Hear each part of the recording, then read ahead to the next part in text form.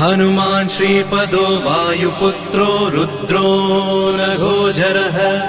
अमृत्यवीरवीरश्च ग्रामवासो जनाश्रयः धनदो निर्गुणः शूरो वीरो निधिपतिर्मुनिः पिङ्गाक्षो वरदो वाग्मी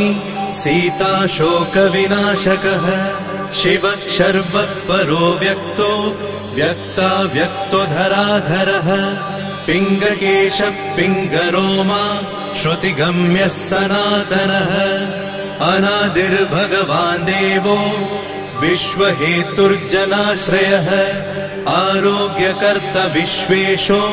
विश्वनाथो हरीश्वरः भर्गो रामो रामभक्तः कल्याणप्रकृतिस्थिरः विश्वम्भरो विश्वमूर्तिर्